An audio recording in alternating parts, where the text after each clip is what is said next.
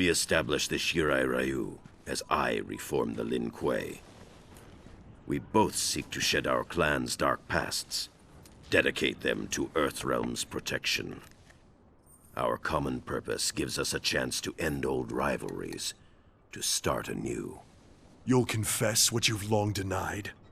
That your clan's hands are soaked in Shirai Ryu blood? In the blood of my family? Our honor is indeed stained. Please, sit.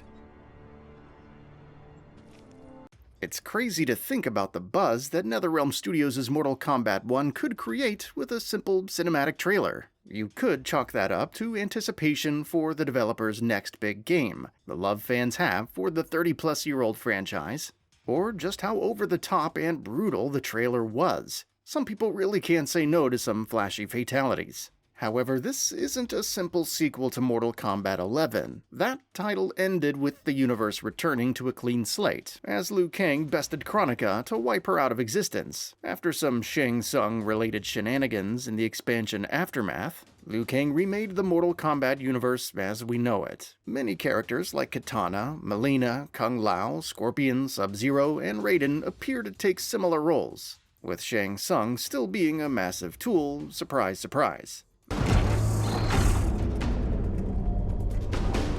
I'll deal with Cyrex.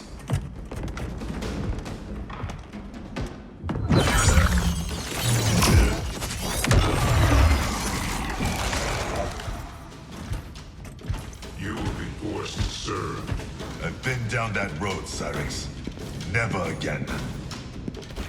The ending of Aftermath hinted at Liu Kang taking on a mentor role, training the great Kung Lao for Mortal Kombat. It possibly indicated that this new timeline would play out much like the old one, with a few twists and turns, a la Mortal Kombat 9. That's not exactly the case though. Co-creator Ed Boon revealed in the last community chat that this is not a continuation of Mortal Kombat 11's story. Quote, "The characters have completely different roles in this new timeline, and we really wanted to kind of punctuate that and emphasize that with our title. This is Mortal Kombat 1. It's a brand new beginning. You're going to be seeing these characters reintroduced with new roles and new relationships with each other. That's the main catalyst for calling it Mortal Kombat 1, end quote. This approach to the characters and narrative is visible in the trailer. Mileena, infamously created by Shao Kahn to replace Kitana, isn't trying to kill the latter. However, the narration hints at tension between the two. Also, Edenia hasn't been taken over by Outworld, possibly indicating that Shao Kahn doesn't exist in this timeline. Raiden also runs into Kung Lao on the plains, and they appear ready to fight. More interesting, however, is the meeting between Scorpion and Sub-Zero, aka Hanzo Hasashi and Bi-Han.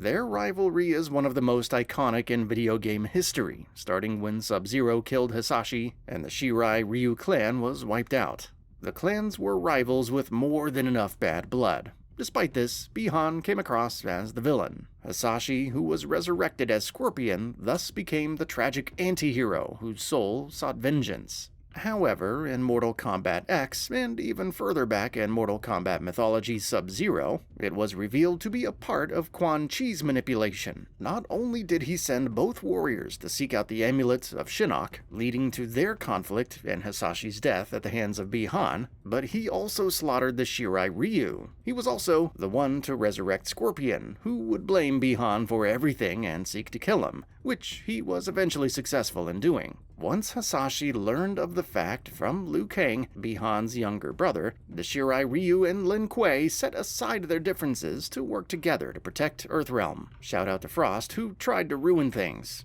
In Mortal Kombat 11, the two cooperate and banter before dismantling the production of Cyber Lin Kuei soldiers. Shout out to Frost once again. Despite becoming a cyber ninja, she gets punked again, perhaps as karma for her many bad deeds. In Mortal Kombat 1, Scorpion and Sub-Zero look relatively human. The former isn't a flaming skeleton damned to eternal revenge, and the latter isn't a shadowy wraith, assuming it is Bi-Han. As they meet, the ninja and assassin seemingly prepare to fight with their trademark weapons. However, their attention is on the sky, where a strange eclipse can be seen. Cut to other characters noticing the same before Liu Kang rendezvous with Kung Lao and Raiden to see Shang Tsung emerging from a portal From whatever we can observe in the trailer, it looks like Scorpion was waiting for Sub-Zero's arrival. The latter isn't casting ice intentionally or preparing to fight. His ice seems to affect the environment naturally as he approaches. Scorpion's stinger appears to be more of a question than a will to fight, as if pondering whether Sub-Zero is there to cause any problems. With the latter giving a more relaxed expression, they turn to the Eclipse.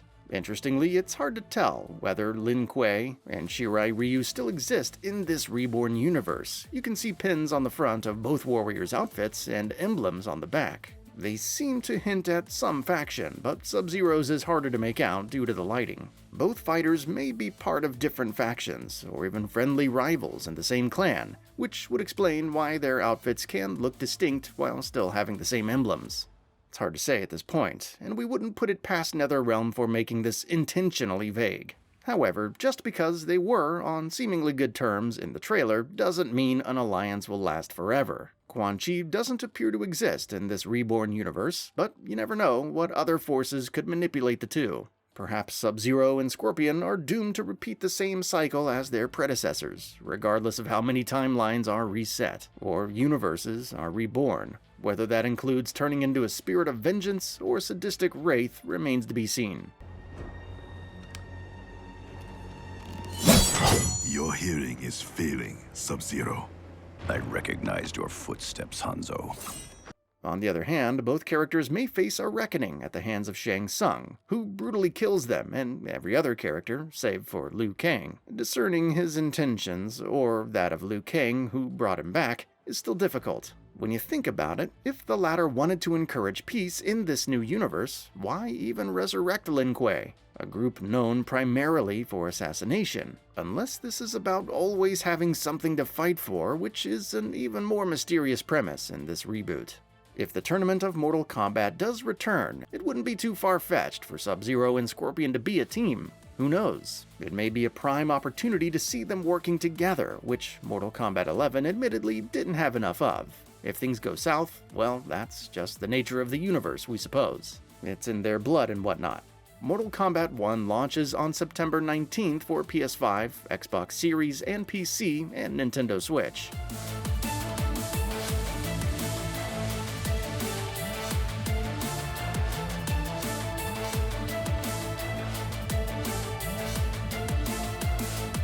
That's all for now. If you enjoy what you saw, please hit the like button. And if you're new to the channel, now is a great time to subscribe. We upload brand new videos every single day. After subscribing, don't forget to enable all notifications by clicking the bell icon. Thanks for watching this video, and we'll see you next time, right here on Gaming Bolt.